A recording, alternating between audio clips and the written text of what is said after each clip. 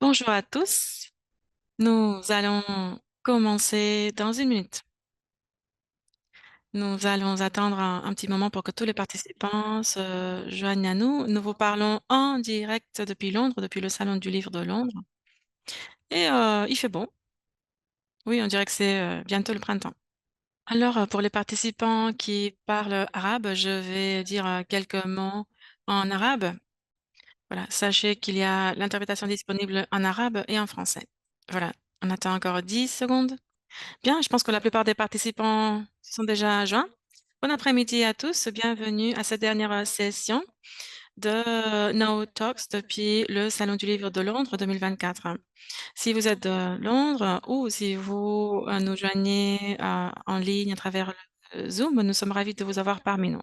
La session d'aujourd'hui explorera l'intersection ou plutôt la créativité, durabilité dans le monde du design et nous allons parler de cette intersection et justement, nous pensons que c'est une présentation très nécessaire parce que, elle s'adapte parfaitement au contexte mondial. J'ai le plaisir de vous présenter notre oratrice, professeure Lucy Kimball, qui est, professeure de pratique de design contemporain, dans à l'Université des Arts de Londres. Nous sommes ravis de vous avoir parmi nous. Et avant de vous passer la parole, permettez-moi de partager avec nos participants quelques instructions. Je pense que nos participants les connaissent déjà, mais si jamais il y a quelqu'un qui se joint à nous pour la première fois, sachez que cette session sera en anglais, mais vous avez la traduction disponible en français et en arabe. Vous devez faire clic sur le bouton en bas de votre écran. Et si vous ne voyez pas cette icône pour la traduction, vous devez sortir, quitter la session et rentrer. Et voilà, si vous avez des questions, veuillez les envoyer dans notre boîte de questions-réponses. À la fin de la présentation de professeur Lucie, nous aurons ces moments pour les questions-réponses. Nous allons répondre à vos questions, donc n'hésitez pas à nous envoyer vos questions ou vos commentaires. Maintenant, sans plus, je vais passer la parole à Lucie pour sa présentation qui sera très intéressante. Je vous passe donc la parole et je vais revenir avec vous à la fin pour les questions. Merci Stéphanie. Bonjour. Salam alaikum. Bonjour. Tout d'abord, permettez-moi de remercier le PNUD et la Fondation Mohamed bin Rachid Al Maktoum pour m'avoir invité à faire cette présentation ici aujourd'hui depuis le Salon du Livre. Moi aussi, je suis engagée avec les connaissances, la recherche. Ceci est très important dans ce monde conflictuel dans lequel nous vivons. Aujourd'hui, je vais partager quelques perspectives avec vous à partir de la recherche et de la pratique dans le domaine du design par rapport au fait de vivre dans les limites planétaires. Une présentation de moi-même. Je travaille au Centre Saint-Martin. C'est dans ce bâtiment que je travaille, au cœur de Londres. Il s'agit de l'une des facultés historiques de Londres. Elle fait partie de l'Université des Arts de Londres. Au total, nous avons 20 000 étudiants qui étudient donc le textile, l'architecture, l'animation, l'architecture, le design, beaucoup de disciplines. Aujourd'hui, je vais partager avec vous les patrimoines et je vais partager également certaines possibilités liées à ces pratiques de design liées à la conception occidentale qui est la nôtre, hein, liée aussi à l'extraction de ressources. Et je vais également essayer de voir ce que les pratiques du design peuvent apporter à l'avenir. Et je vais essayer de vous montrer comment ou jusqu'à quel point le design a quelque chose d'offrir de différent pour nous permettre de vivre différemment dans ces limites planétaires. Et je vais me concentrer surtout sur le type de choses qui sont importantes dans ce domaine de la communication. Et je vais parler aussi d'autres types de design qui sont organisés différemment, comme le design de l'architecture, de l'informatique, des industries. Nous pouvons voir que ce type de design professionnel est lié aux conséquences négatives du consumérisme et de l'extraction des ressources.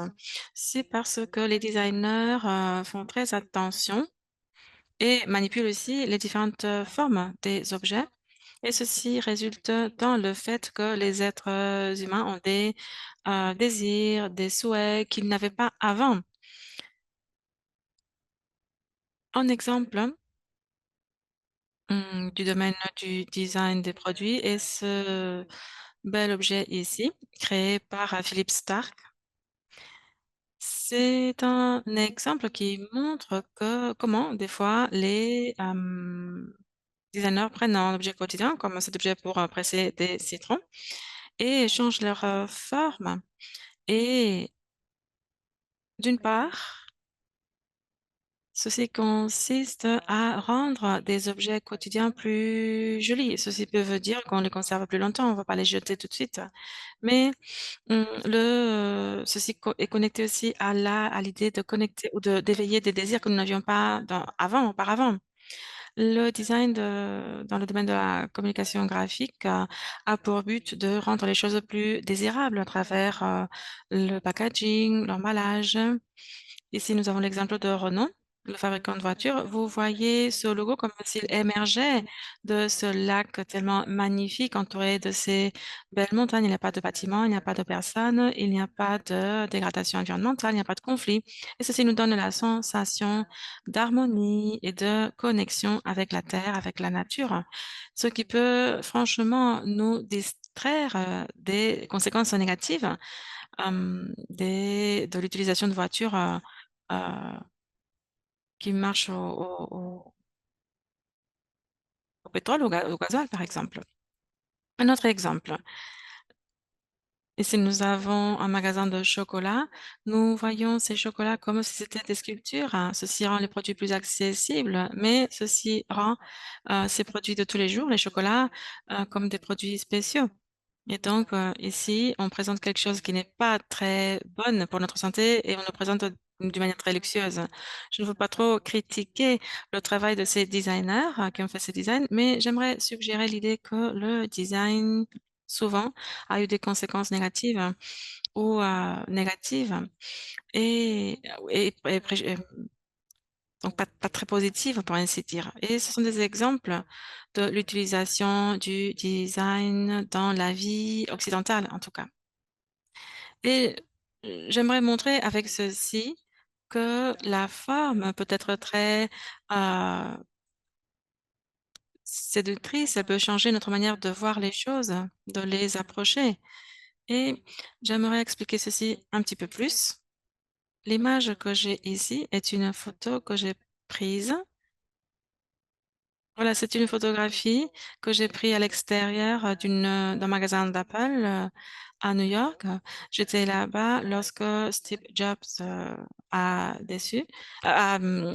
décédé, pardon, et vous voyez qu'il y a donc des fleurs à l'extérieur, du magasin et des notes aussi et ici, il y a une personne qui a pris le design d'une manière très, sérieuse en tant que capacité de branding, de création de la marque et mmh, nous savons que le design d'Apple a fait la différence pour eux et voilà, nous savons que les gens ont forte loyauté vis-à-vis des produits d'Apple et donc pour certaines personnes, cette attache était tellement forte ou cette relation était tellement, forte qu'elles ont montré de cette manière leur peine pour la mort de Steve Jobs.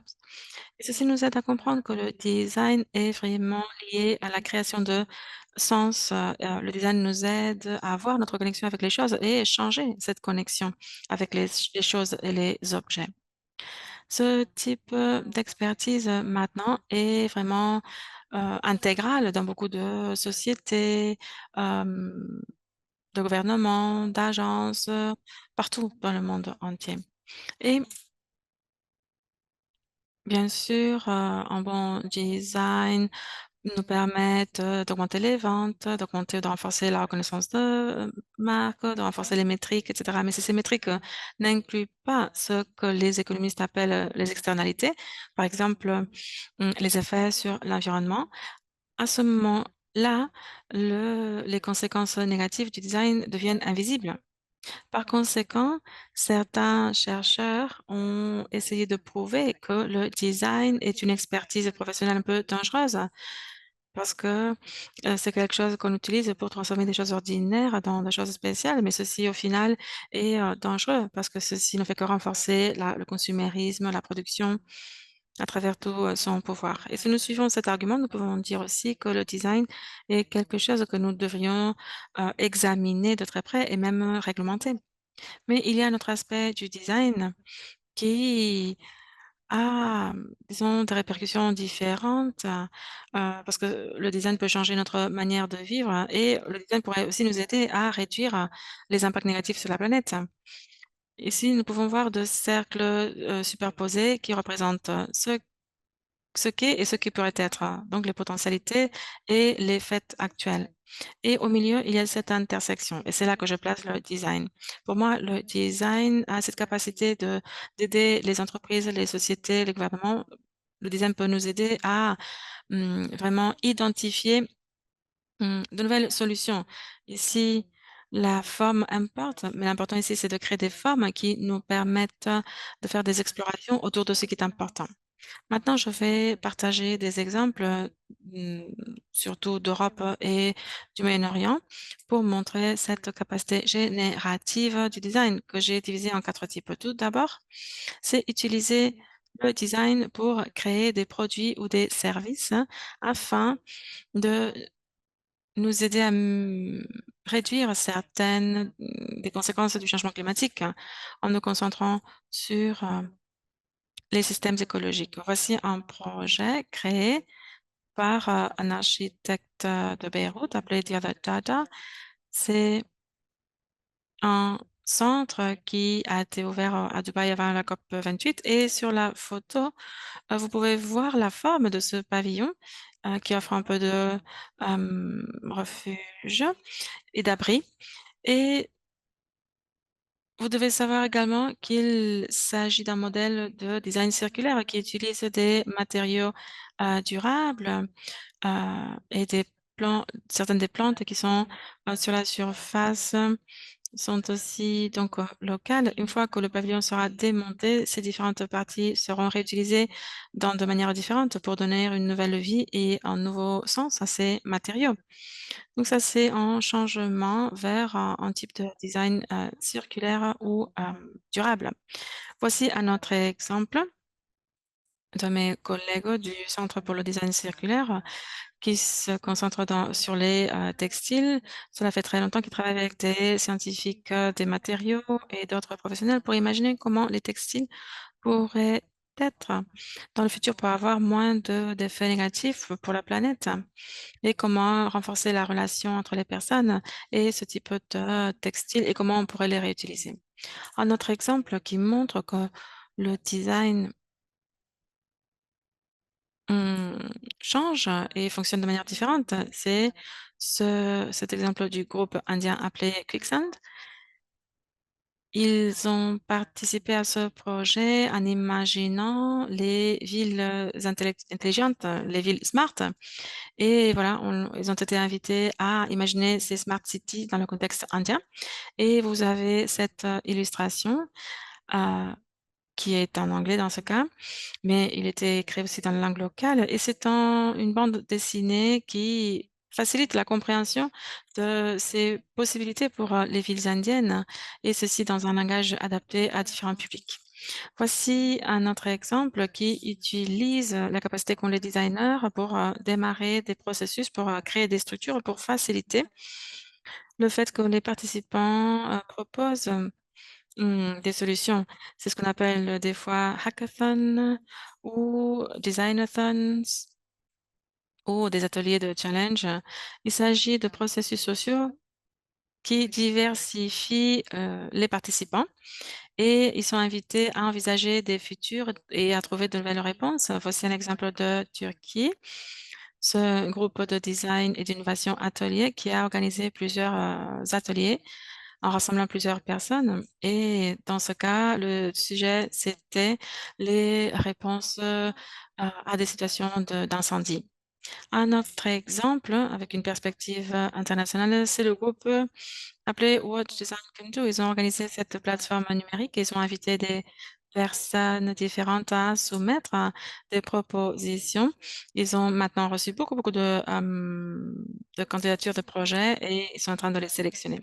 Tous ces exemples montrent que le processus de design est en train de s'ouvrir, pour accueillir de nouveaux participants et des personnes qui ne sont pas spécialistes, donc des personnes au-delà des designers. Maintenant, une autre catégorie, de cette discipline du design est ce travail qui se concentre sur les approches spéculatives. Il s'agit d'un exemple de design spéculatif, sous forme de film créé par Superflux. C'est un film intitulé The Intersection. C'est un film qui envisage de nouvelles relations entre les personnes et la planète et c'est des histoires de différents activistes ou militants du monde entier qui ont essayé activement de réimaginer les relations des personnes vis-à-vis des technologies d'extraction et ils mettent l'accent sur le fait de soutenir les communautés, de soutenir la nature. Voilà donc, des objets et ce film qui ont été créés dans le cadre de ce projet. Ils ont également créé un site web, tout ceci pour ouvrir les discussions, pour que nous puissions continuer à parler de ce que c'est que de vivre dans, une planète qui a des limites. Un autre projet de ce même groupe, vous avez dû le voir d'ailleurs si vous êtes, déjà allé à Dubaï, c'est l'installation de Superflux qui a cette bibliothèque. C'est une, bibliothèque de spécimens, certains sont déjà disparus, sont extincts et donc ceci devra nous permettre, d'envisager ce que nous pourrions faire à partir de là, à l'avenir. Maintenant, ce projet a été créé par l'une de nos étudiantes qui a étudié les matériaux, Lise Ebango. Son projet explore, ce qu'il, se passe par rapport à la destruction écologique. Par exemple, les communautés et qui sont détruites parce qu'elles sont dans un niveau trop près de la mer, voilà, donc c'est ce type de destruction et elle, explore la capacité de stocker des ADN pour stocker des souvenirs, de ces communautés et elle a aussi, donc, exploré la possibilité de stocker des chansons et des films de ces communautés.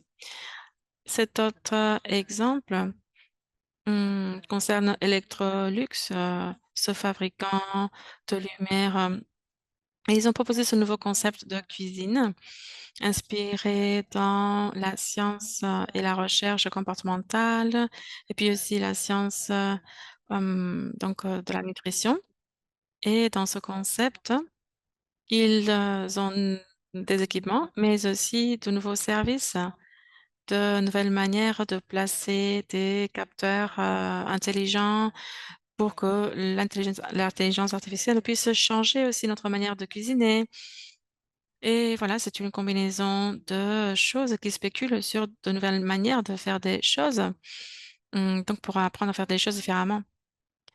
Voilà, tous ces sujets, tous ces projets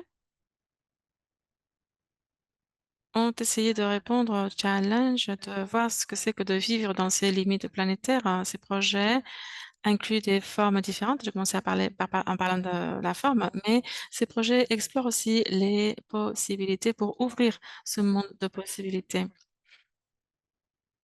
Par exemple, la bande dessinée produite par Quicksand ou le film, produit par Superflux, nous l'avons vu. Les choses physiques et les choses numériques, sont importantes. Cette intersection entre ce qu'est, ce que peut être, ce que peut devenir et ceci, permet d'ouvrir la conversation avec de nouveaux participants. Je pense que le design doit nous aider à, voilà, à mieux répondre à cette question de ce que c'est que de vivre, dans les limites planétaires.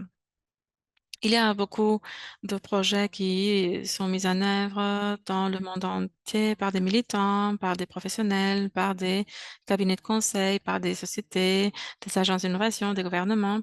Ici, je vous ai montré une petite sélection et je pense que je vais, hem, voilà, m'arrêter sur cela. Je voulais présenter ces questions, ces concepts et peut-être dans vos questions, avec vos questions, nous pourrons rentrer dans d'autres détails. Merci.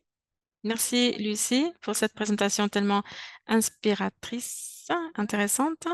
Voilà, merci. Merci pour cette présentation et merci aussi pour avoir montré tous ces exemples. La plupart, ouais, c'était familier aussi, en commençant par le presseur de citron et puis aussi le projet de l'architecte libanaise. En fait, c'est mon pays. Et puis aussi l'exemple sur le musée de Dubaï. Donc, merci, merci beaucoup pour cette présentation. Nous avons reçu beaucoup de questions de nos participants en anglais, français et arabe. Et si vous avez encore des questions, n'hésitez pas. J'ai sélectionné certaines des questions que les participants nous ont fait parvenir et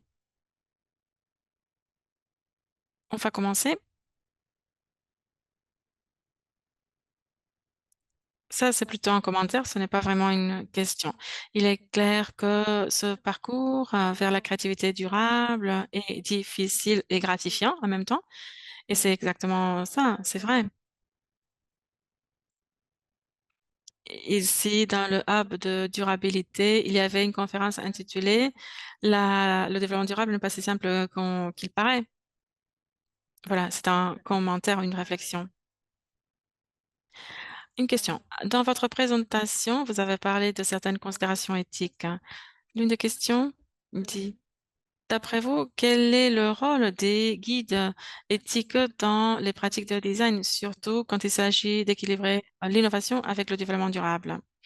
Eh bien, en général, voilà, en ce moment, je travaille dans la recherche et ce que j'observe, c'est que les jeunes étudiants qui arrivent ont déjà cet état d'esprit. Ils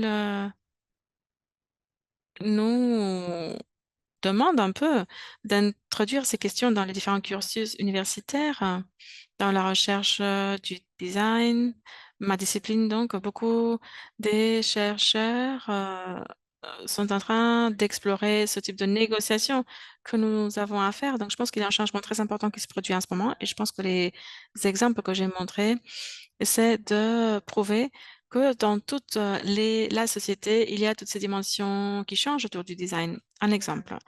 Actuellement, je suis la directrice d'un nouveau programme doctoral financé par l'Union européenne qui offre des formations doctorales dans 8 universités de 7 pays. hum, Dans la discipline de design durable, voilà, ou le développement durable à travers le design durable. Voilà, il y a beaucoup de jargon dans le titre de ce programme. Mais bon, en fait, on essaye justement de faire cette recherche très pratique parce que le design a un rôle très important à jouer et je ne suis pas la seule à affirmer ceci. Les universités de design, les cabinets de publicité ou de design le disent aussi. Et nous constatons que les étudiants maintenant font très attention à ces considérations éthiques. Donc, les effets, les conséquences, les risques, l'importance de l'accès. Et je pense qu'en ce moment, ce changement se produit et on le voit clairement. Merci.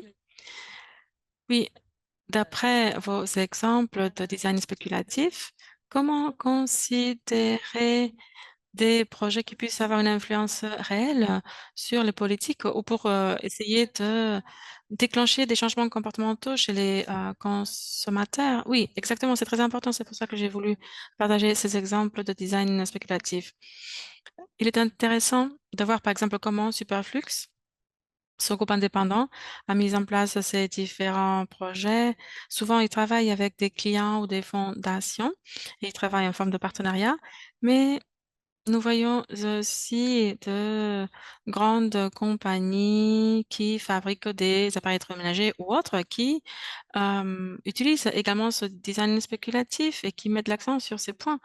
C'est très intéressant et nous voyons ici également ce changement. Je n'ai pas inclus d'exemple sur ceci, mais je peux vous dire que dans l'espace des politiques, parce que moi je fais des recherches aussi autour des laboratoires de politique, la création de politique, eh bien,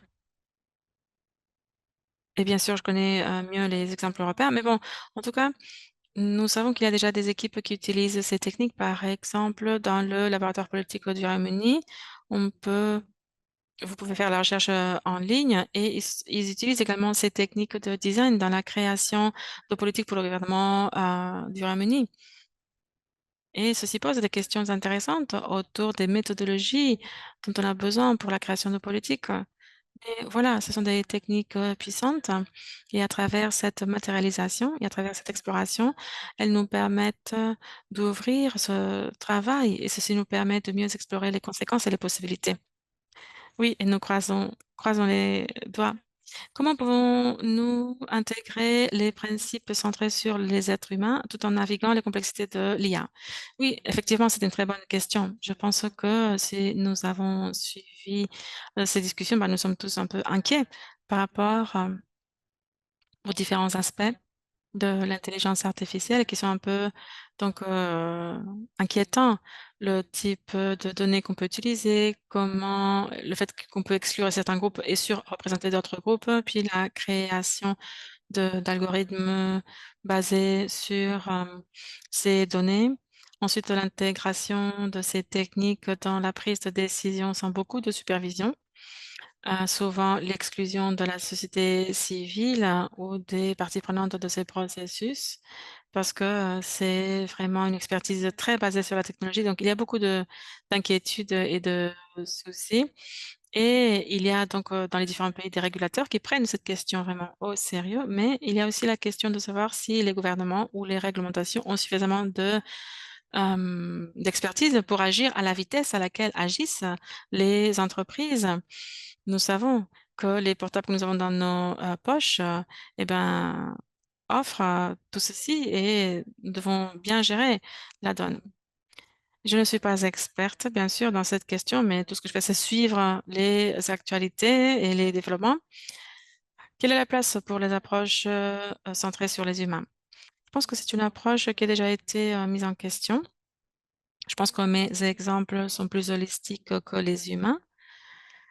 Dans les années 90, nous parlions et dans les années 2000, nous parlions beaucoup de l'expérience, de l'utilisateur, mais maintenant ceci change et nous avons maintenant des perspectives plutôt de systèmes entiers qui vont au-delà des humains et là, nous reconnaissons les inquiétudes planétaires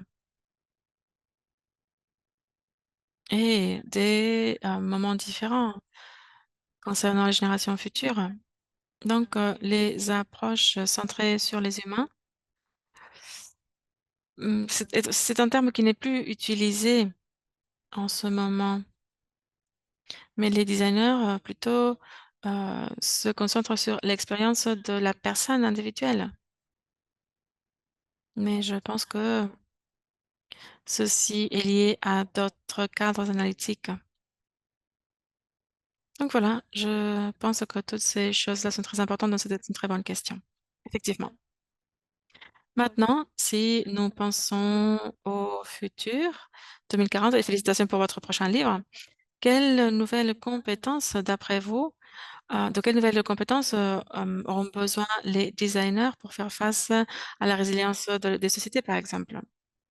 Oui, dans mon livre, j'imagine 3 différents scénarios pour le design professionnel et bon, généralement ils, incluent des tendances, qui existent déjà et je les explore pour voir, comment ceci va impacter le processus du design. Il y a aussi la question de la crise écologique, le fait de reconnaître que tout le monde n'est pas impacté de la même manière, puis aussi, on reconnaît qu'il y aura des développements technologiques au-delà de l'IA. Il y aura de nouveaux biomatériaux, de nouvelles, technologies qui vont apparaître, beaucoup d'autres développements. Par conséquent, le design dans ces 3 différents scénarios est assez différent et avec ces 3 scénarios, ce que je veux, c'est vraiment ouvrir la discussion pour dire: «Voilà, le design peut être, institutionnalisé de cette manière-ci, de cette manière-là» et ceci, bien sûr, on me pose des questions pour les éducateurs, pour les équipes de design actuelles. Est-ce qu'ils ont déjà développé leurs, compétences? Ou déjà, quelles sont leurs compétences? Et voilà, quel est le pipeline de talent qu'ils envisagent pour pouvoir, gérer ces différentes formes de pratiques qui pourront se développer? Et voilà, c'est ce que le livre souhaite explorer. Comme le design spéculatif, voilà, tout ce que je veux, c'est ouvrir des discussions pour avoir des conversations, pour pouvoir penser à ces possibilités. Oui, maintenant, une petite annonce de la part du PNUD et de notre projet. Nous avons une nouvelle initiative appelée les initiatives pour tous. Nous offrons aux citoyens des régions des États arabes des formations avec Coursera, cette plateforme d'apprentissage international, pour que les participants puissent s'inscrire à ce programme. Vous allez recevoir des emails avec des informations sur ceci. Et il y a aussi des formations sur la pensée créative. Il y a beaucoup de programmes d'apprentissage, vraiment pour répondre aux besoins de tout un chacun. D'après vos analyses, quelles sont les tendances émergentes ou quels sont les signaux qui sont prometteurs pour le développement durable? Eh bien, j'ai essayé de mettre l'accent sur les processus sociaux de design avec mes exemples. Si vous pensez par exemple à la situation du 19e siècle, et bien sûr c'est une généralisation du monde occidental, en Europe et en Amérique du Nord. Si vous pensez à l'industrialisation et comment ils ont essayé de rendre les produits plus attirants pour les vendre de manière plus importante. Puis dans le 20e siècle et au début du 21e siècle, avec l'émergence de nouvelles formes d'interaction, le design des interactions, l'interaction entre les hommes et les machines, puis aussi le design pour informer sur les crises et les challenges démocratiques. Disons que le domaine du design s'est répandu dans ces 30 dernières années parmi les chercheurs, les académiciens, les professionnels. Et puis aussi, nous voyons que le design et la pensée autour du design développent aussi les capacités d'innovation. Donc voilà, c'est où nous nous trouvons maintenant. Mais j'imagine que les tendances pour le moment montrent ou incluent l'ouverture de cette discipline. Disons il y aura moins de barrières entre l'utilisateur et le designer.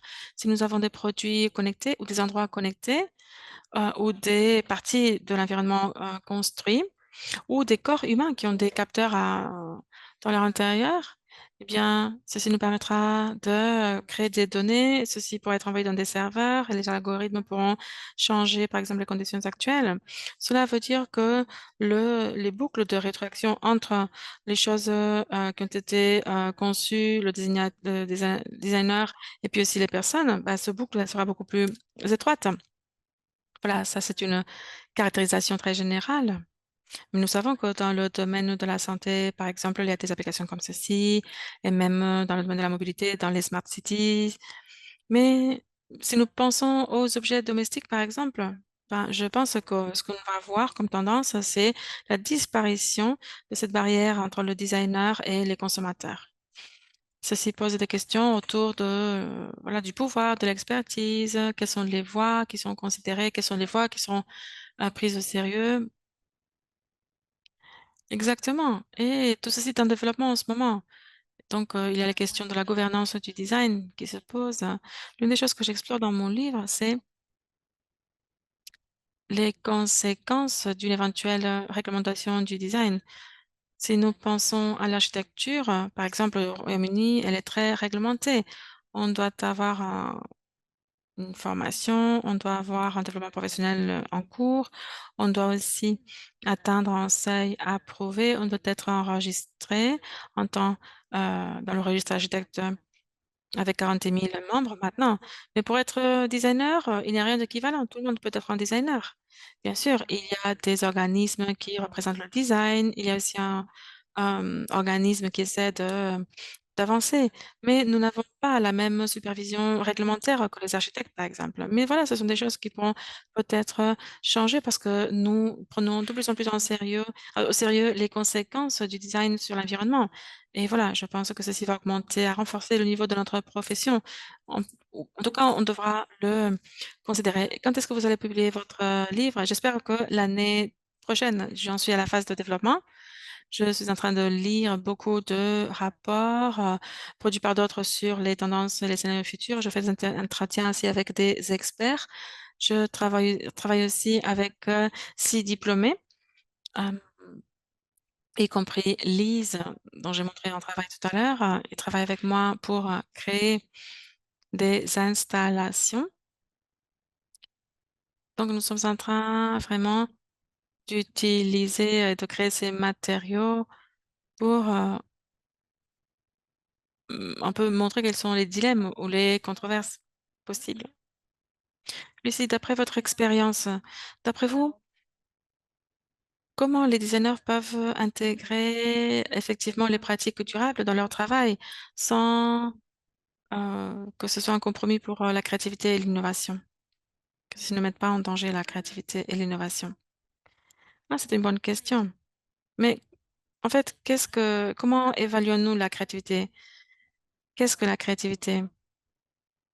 Si vous considérez le design du point de vue artistique, eh ben, la créativité pourrait être très différente que la créativité dans le domaine du design industriel, par exemple.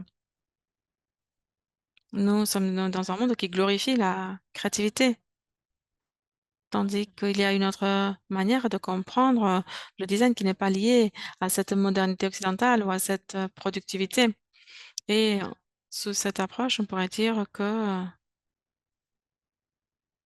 la créativité peut être trouvée dans la manière, d'élever des animaux ou d'organiser les bâtiments dans une ville. Tout ceci est très créatif, mais ceci n'est pas évalué de la même manière avec nos yeux occidentaux.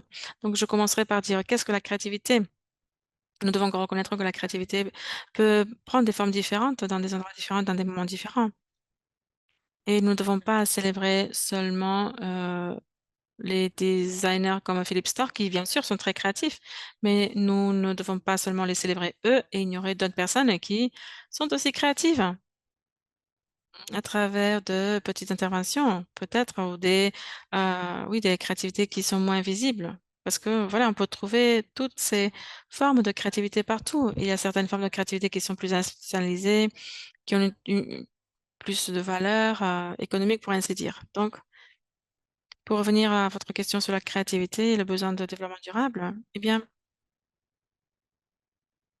je pense que nous devons voir, quelles sont les voix qui sont écoutées, quelles sont les visions qui sont prises en considération, et au final, ceci devient une question politique. Qui décide ce qu'est que la créativité? Qui décide, quelles sont les visions créatives qui sont prises en considération? Il y a donc cette tendance vers la participation démocratique pour, explorer les solutions potentielles, et je pense que dans ce domaine, nous pourrons trouver de nouvelles, réponses à ce, dilemme, supposé entre la créativité et le développement durable. Bon, nous n'avons plus de temps, mais avant de terminer, j'aimerais vous poser 2 dernières questions.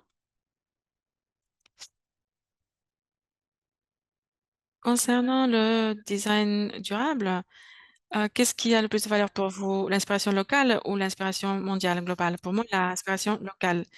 La fonctionnalité ou l'esthétique? Eh bien, non, c'est trop difficile. L'esthétique, en fonction de comment nous considérons l'esthétique, si pour vous l'esthétique, c'est ouvrir de nouvelles manières de penser, oui, je pense que ça, c'est une valeur très importante parce que l'esthétique peut aussi mettre en question nos hypothèses. Donc, c'est ce que je vais choisir. Et une dernière question, donc des approches basées sur l'écologie ou sur les humains? Mmh, c'est trop compliqué. Mais bon, je dirais, les approches centrées sur l'écologie, parce que je pense que l'écologie inclut les humains, parce que si nous choisissons les humains, c'est comme si nous excluions l'environnement. Voilà, merci beaucoup Lucie. Nous devons terminer maintenant, et voilà, nous voulons que les sessions soient, pas très longue pour que ceci éveille la curiosité des personnes, pour que les personnes aient plus envie de chercher des informations. Mais nous allons continuer, ces conversations dans nos communautés, au niveau local, en ligne, partout et continuons à nous inspirer les uns les autres dans notre quotidien. Voilà, nous arrivons à la fin de notre, conversation et voilà, nous terminons avec ceci, ces sessions No Talks, depuis le Salon du livre de Londres. Merci beaucoup à tous les orateurs qui nous ont accompagnés. Merci à nos chers participants, nos interprètes, nos chers collègues, de la fondation et du PNUD. Nous allons continuer avec d'autres séries de No Talks cette année. Ça, c'était le début pour l'année et nous allons revenir avec ces sessions vers la fin d'avril, du mois d'avril, mi-avril et bon, d'ici là, heu, joyeux ramadan et voilà et je vous souhaite aussi, heu, très bonne Pâques et voilà, continuez à nous suivre sur tous les réseaux sociaux et merci encore une fois et